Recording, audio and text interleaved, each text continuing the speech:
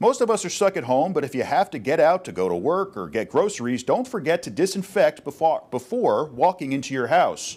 Medical workers say you should change into clean clothes when you get home and take off your shoes before walking inside.